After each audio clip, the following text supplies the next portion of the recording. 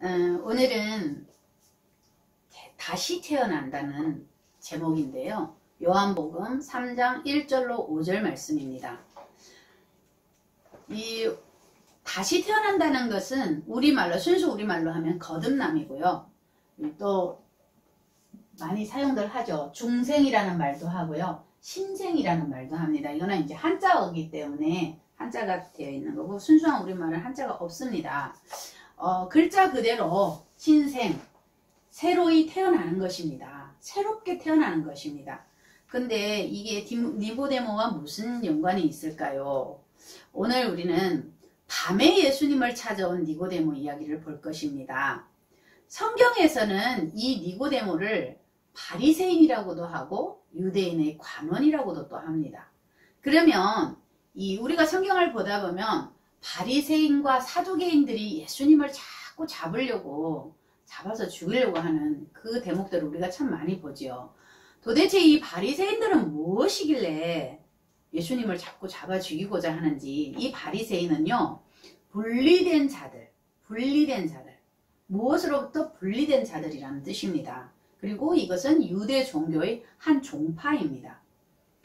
유대인들 중에는 이 바리새인들만큼 율법을 엄하게 지키는 이 종파가 없습니다. 가장 엄격하게 이 율법을 준수를 합니다. 바리새인들은. 그리고 이 바리새인들은 천사와 마귀의 존재를 믿었습니다. 또 죽은 자의 부활과 또 영혼의 불멸. 우리 영혼은 죽지 않지요. 불멸입니다. 영혼의 이 불멸설을 믿었습니다. 또 구제와 기도와 금식. 구제와 기도와 금식. 우리 성경에 많이 나오죠. 이것을 윤리도덕적으로 굉장히 경건한 생활에 힘쓰는 사람들이었습니다. 그래서 그들의 종교 행위는 거의 완벽하다고 했습니다. 보면 심지어 이 바리새인이었던 사도 바울도 자기 자신을 소개를 할 때, 사도 바울도 바리새인이었다는 거 우리 다 알고 있죠. 자기 자신을 소개할 때 빌립보서 3장 5절로 6절 말씀에 보면, 내가 8일 만에 할례를 받고 이스라엘의 족속이요 베냐민의 지파요 히브리인 중에 히브리인이요 율법으로는 바리새인이요. 율법으로는 바리새인이라고 얘기를 합니다. 이들이 율법을 그만큼 엄격하게 지켰다는 것입니다. 그리고 열심으로는 교회를 핍박하고 율법의 의로는 흠이 없는 자로라라고 말을 합니다. 세상에 흠이 없는 자가 있을 수 있어요?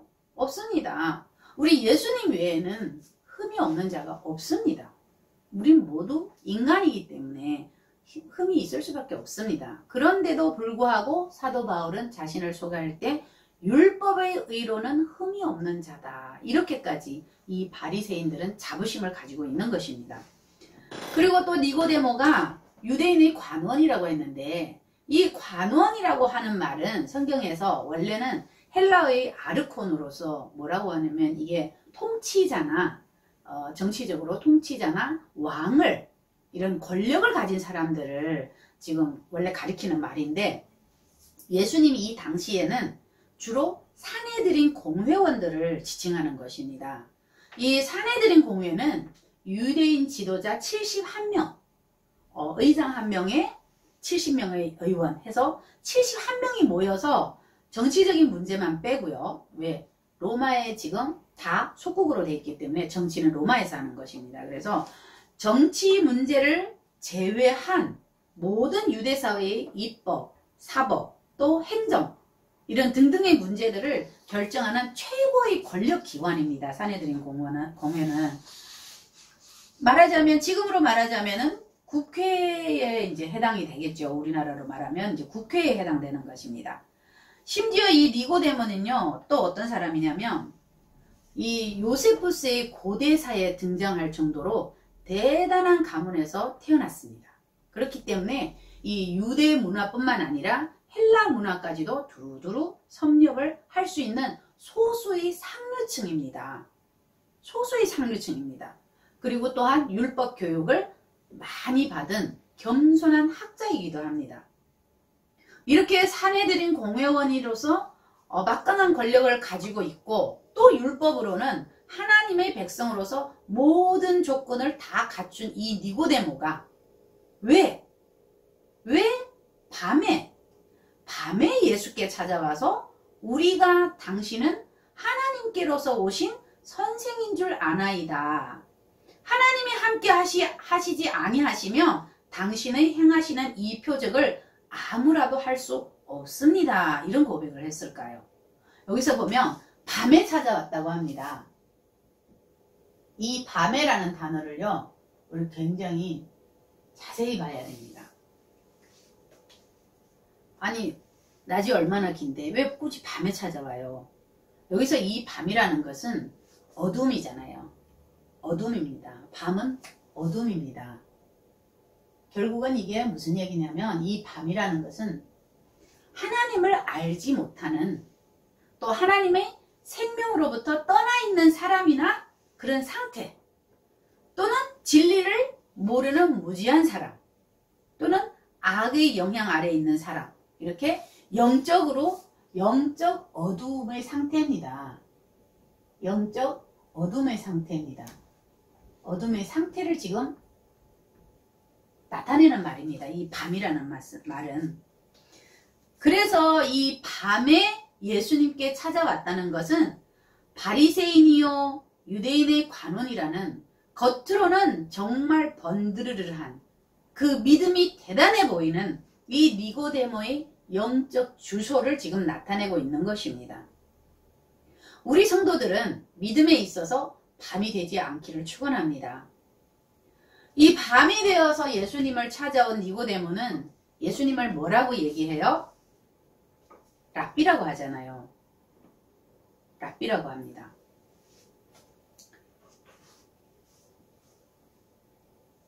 찾아와서 부를 때 예수님이요 이렇게 안 부르고 랍비요 이렇게 부릅니다. 이 랍비는 우리말이 아니죠. 여기 히브리어인데 그 당시에 이 랍비라는 칭호를 받으려면 유명한 율법 교사를 부리는 이 존칭입니다. 이 랍비라는 것은 율법에 굉장히 유명한 교사입니다. 율법 교사입니다. 말하자면 율법 교사를 존칭으로 존경해서 불러드리는 이 존칭입니다. 랍비는. 그리고 이 랍비가 되려면 또 조건이 붙습니다. 랍비가 되려면 정규 교육 과정도 이수를 해야 되고 또 나이도 40세가 넘어야 됩니다. 그런데 예수님은 이 중에 하나도 해당 사항이 없습니다. 그럼에도 불구하고 왜 니고데모는 30살밖에 되지 않은 이 예수님을 찾아와서 겸손하게 랍비라고 부르는 것일까요? 그것은 지금 우리가 요한복음 2장에 우리가 3장인데 2장에 거슬러 올라가면 2장 13절과 23절에 보면은 이때가 유대인의 유월절이라고 했습니다.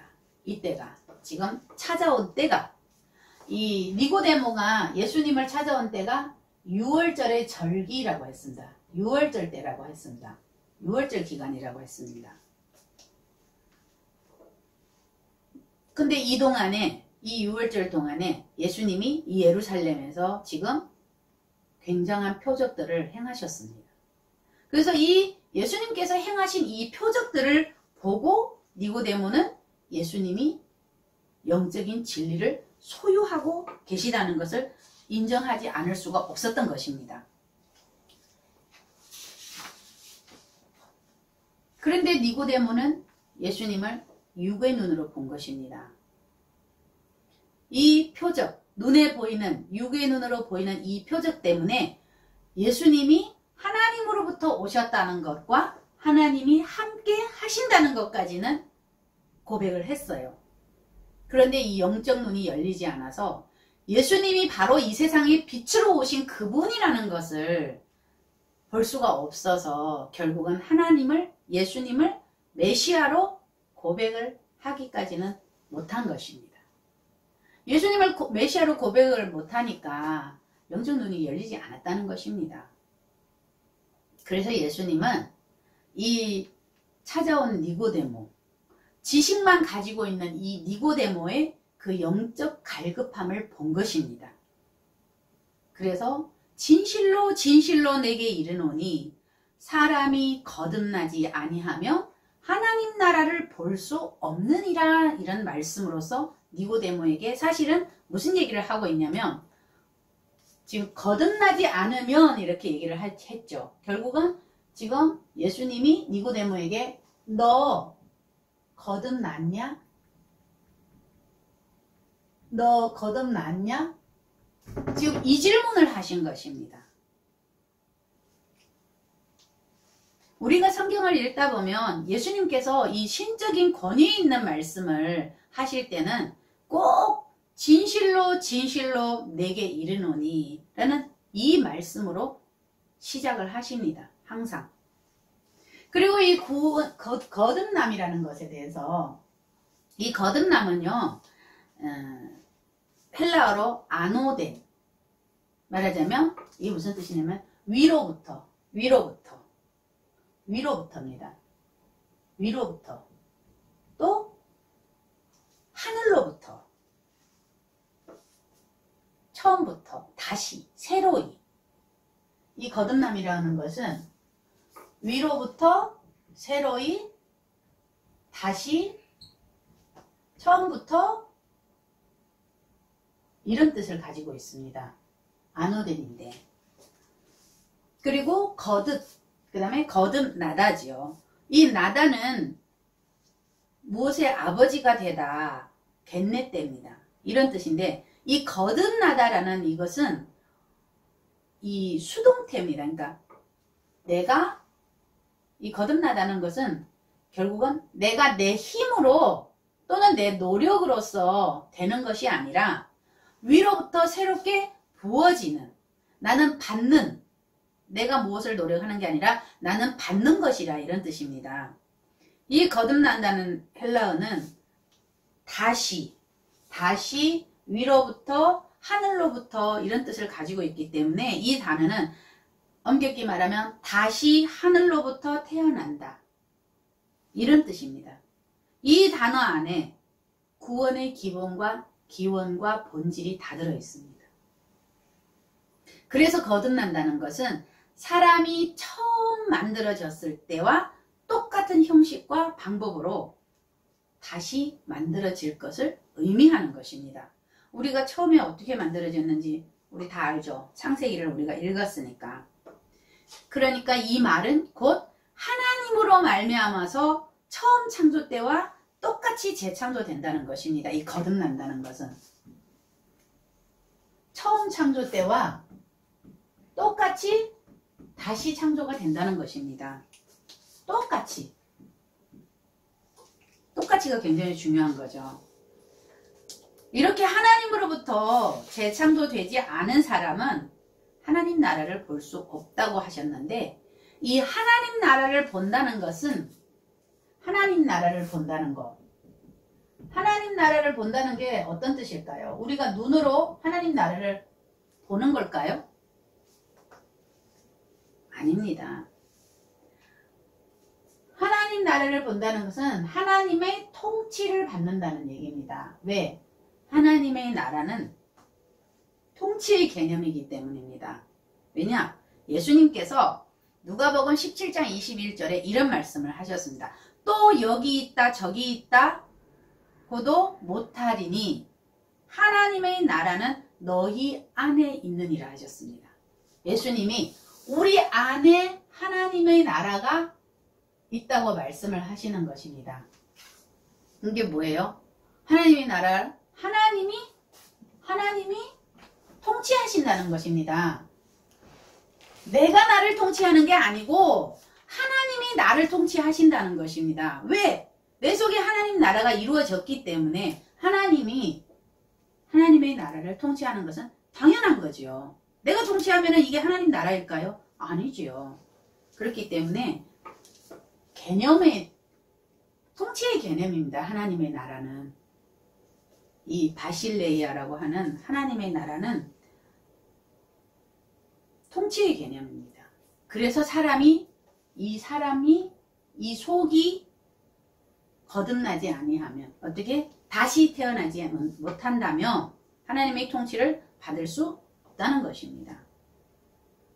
그래서 거듭나지 못하면 우리 속에 하나님의 나라, 곧 하나님의 통치가 없으면 누가 통치를 해요?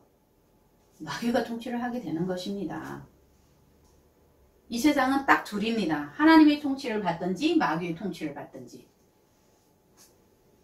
그런데 우리가 니고데모가 굉장한 학자라 그랬습니다. 유대교도 굉장히 잘 알고 있고 헬라 쪽에도 많이 공부를 했다고 어쨌거나 학자라고 했는데, 그러면 이 니고데모가 과연 이 거듭난다는, 거듭남이라는 이 말의 뜻을 몰랐을까요? 이 거듭난다는 말 뜻을 몰라서 사람이 늙으면 어떻게 날 수 있었나이까? 두 번째 모태에 들어갔다가 날 수 있었나이까? 라는 이런 우문을 했을까요? 이 우문이라고 얘기를 했는데, 이 우문 굉장히 바보스러운 질문이지요. 우문입니다. 물어보는데 바보스러운 질문을 했다는 것입니다. 이 엄청난 학자가, 이 엄청난 엘리트가, 사내들인 공회원인 이 니고데모가 거듭남이 뭔지 몰라서 우리가 거듭나려면 이렇게 다 늙었는데 다시 엄마 뱃속에 들어갔다가 다시 나와야 됩니까? 이런 질문을 했을까요? 그렇지 않습니다. 그 당시에 이 거듭남이라는 거에 대해서 일반인들도요 아주 잘 알고 있습니다. 왜냐? 예를 들자면 그때 당시에 이방인들이 유대교에 입교를 하기 위해서는 우선 유대인이 먼저 돼야 되는 것입니다. 이 의식을 치르는 것입니다. 이방인이 유대교를 들어가고 싶어 해요.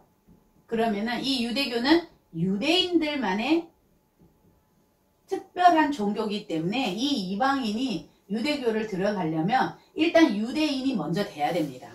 유대인이 되는 그 의식을 먼저 치릅니다. 왜냐하면 이 유대인들은 이 민족, 자기네 유대 민족이죠.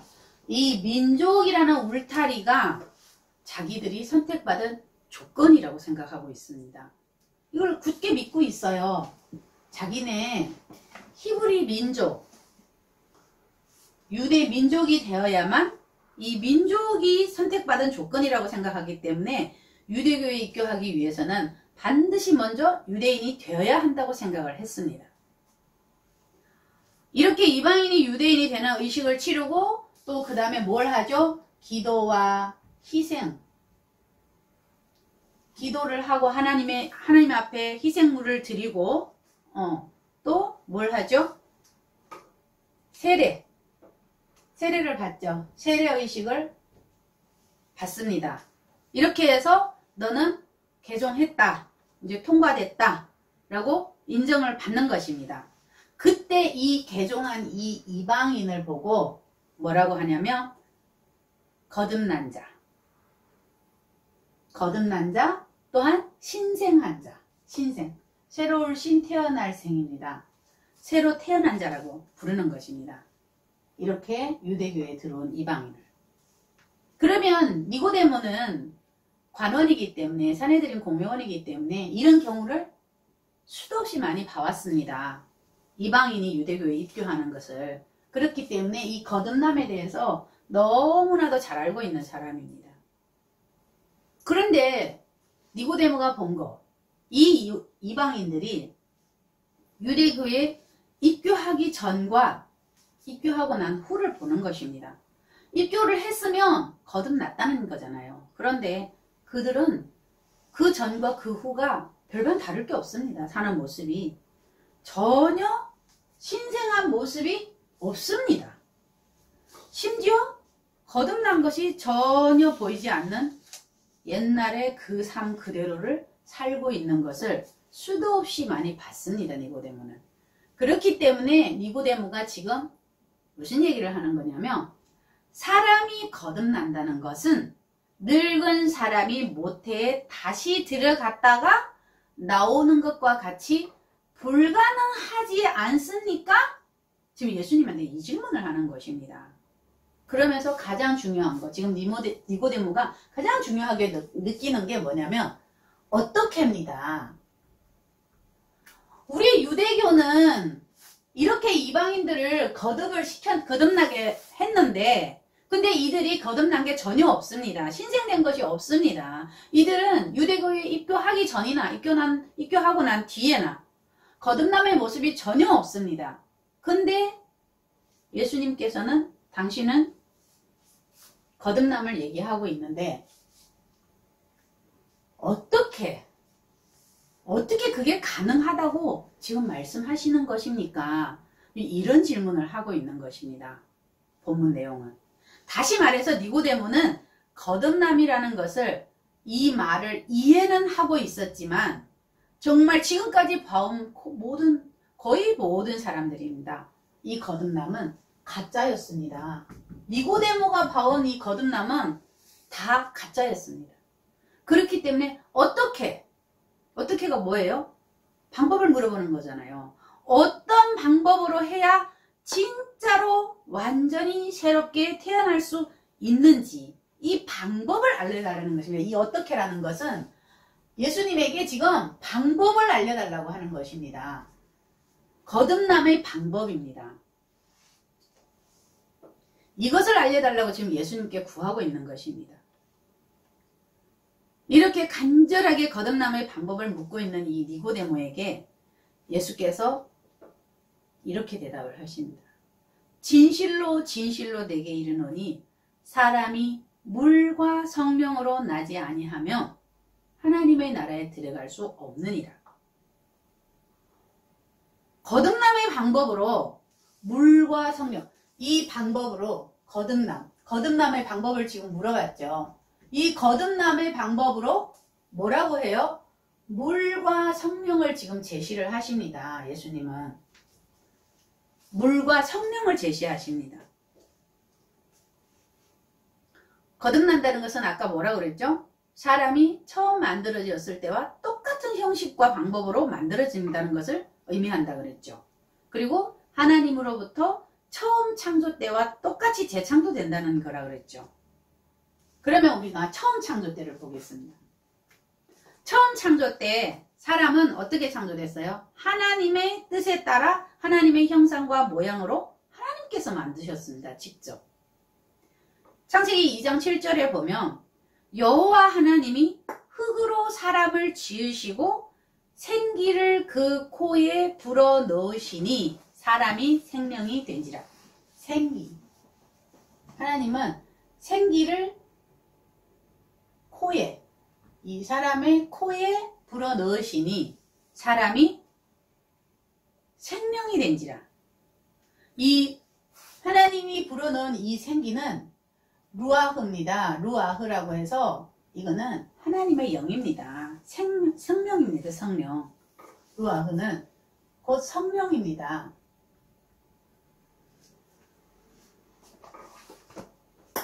그러니까 처음 창조 때 하나님은 아담에게 성령을 불어넣어서 영이 살아 움직이는 사람을 만든 것입니다. 영이 살아 움직이는. 하나님의 영이 들어가서 살아 움직이는 이 아담을 만든 것입니다. 하나님은. 그러나 이 아담이 어떻게 했어요? 죄를 지었죠. 죄를 지음으로 말미암아서 이 모든 인류, 이 아담이 죄를 지음으로 인해서 이 모든 인류는 하나님에게서 떠났습니다. 또한 하나님에 대하여 영이 죽은 존재가 되었습니다. 그러므로 이 사람은 반드시 하나님에 대한 믿음으로 재창조되어야만이 하나님과 하나님의 나라를 볼 수 있는 것입니다. 하나님의 나라를 볼 수 있다는 게 뭐예요? 하나님의 통치 안에 들어간다고 했죠. 죄를 지어서 이 속이 하나님 나라가 아닌 것이 되면 누가 통치한다고요? 마귀가 통치한다고 그랬습니다. 근데 재창조되어서 이 속이 하나님의 나라가 되면 하나님의 통치를 받는 것입니다. 그래서 이 창조에 대해서 주님은 이 물과 성령이라고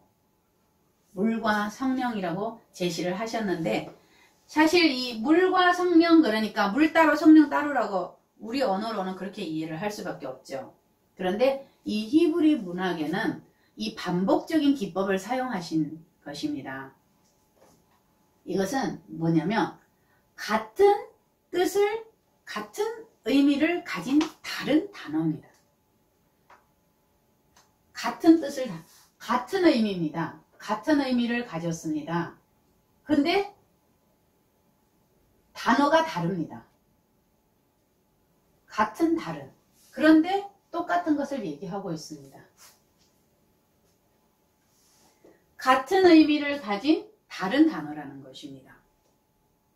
그래서 이것을 사용해서, 같은 의미를 가진 다른 단어를 사용해서 말하는 사람이 전하고자 하는 그 의미를 더 깊게 강조하고 있는, 이건 하나의 문학 기법입니다. 물과 성령이라고 표현한 것은. 근데 물과 성령이 어떻게 같은 의미 다른 단어냐고요. 이걸 증명을 해내야 되죠.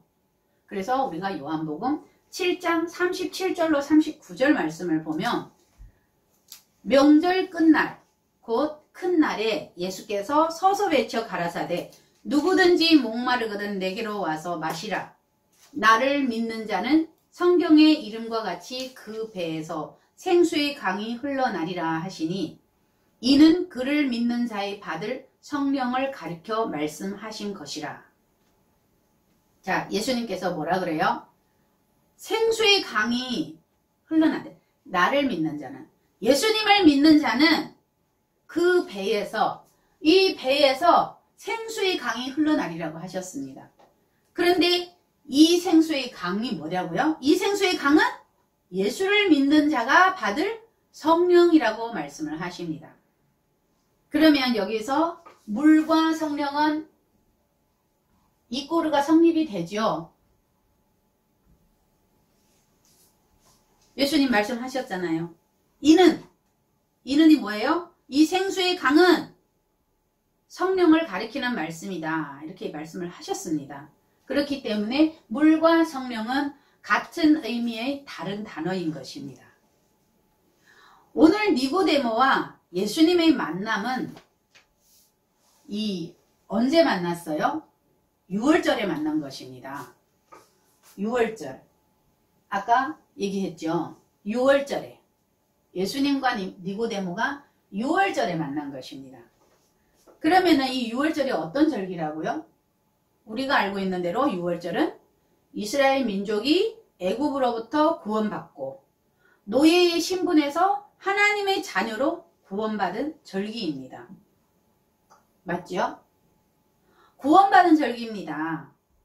예수님은 이 이스라엘이 구원받은 이 6월절을 기념하는 절기에 찾아온 이 니고데모를 구원하시고자 오늘 이 구원의 필수 조건인 거듭남, 곧 다시 태어나는 것에 대해서 뭐라고 설명을 하셨어요? 오직 하나님으로 말미암는 재창조, 곧 성령을 받는 것이야말로 거듭남, 다시 태어나는 것이라고 말씀을 하시는 것입니다. 말씀을 마무리하겠습니다. 요한복음 3장 17절, 하나님이 그 아들을 세상에 보내신 것은 세상을 심판하려 하심이 아니요 저로 말미암아 세상이 구원을 받게 하려 하심이라. 자, 이 말씀을 볼 때 이 지금 하나님이 아들을 어디에 보냈다고 해요? 세상에 보냈다고 합니다. 세상.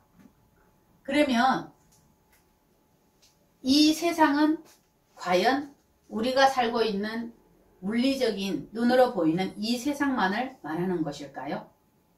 제가 이 세상에다가 우리를 넣어서 이 말씀을 다시 한번 봤습니다. 하나님이 그 아들을 우리들에게 보내신 것은 우리들을 심판하려 하심이 아니요 저로 말미암아 우리들이 구원을 받게 하려 하심이라. 어떻습니까?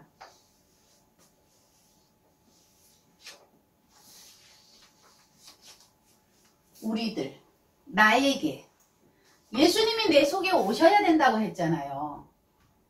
하나님은 예수님을 나에게 보내주신 것입니다. 여러분에게 보내주신 것입니다. 눈에 보이는 이 세상에 보낸 것이 아니라 나에게, 여러분에게, 우리들 속에 이 예수님을 보내신 것입니다. 왜요? 우리가 죄로 인해서 심판받지 않게 하기 위하여, 우리를 구원하게 하기 위하여, 우리를 구원하기 위하여 하나님의 이 죄 없는 독생자, 예수님 죄 없으시죠? 흠도 점도 없으시다 그랬습니다. 이 죄 없는 독생자를 우리들에게 보내서 우리의 모든 죄, 우리의 죄입니다. 이 죄는 우리의 죄입니다. 나의 죄입니다. 우리의 죄고 나의 죄입니다. 나의 죄를 대신 지시고 십자가에서 죽게 합니다. 이 죄가 다 없어지니까 우리가 구원을 받는 거지요. 구원은 죄에 대한 구원입니다. 우리가 죄가 없으면 구원받을 일도 없습니다.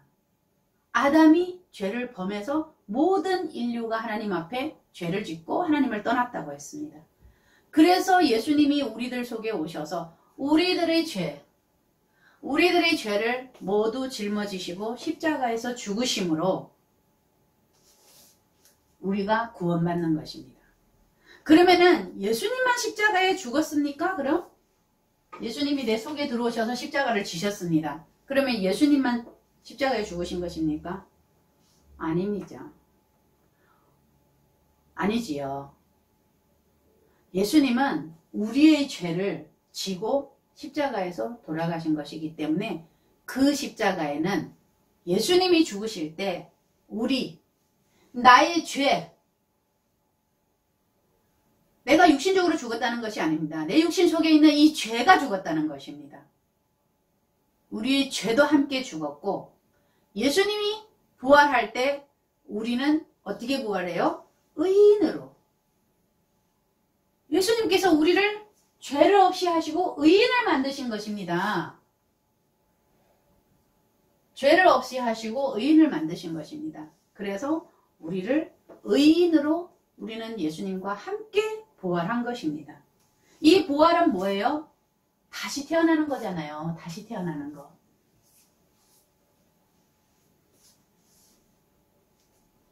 다시 붙자, 살활자. 다시 사는 거죠. 다시 사는 게 뭐예요? 다시 태어나는 것입니다. 이제 우리는 모두 다시 태어난 의인의 삶을 사시기를 우리 주 예수 그리스도 이름으로 간절히 축원합니다. 아멘.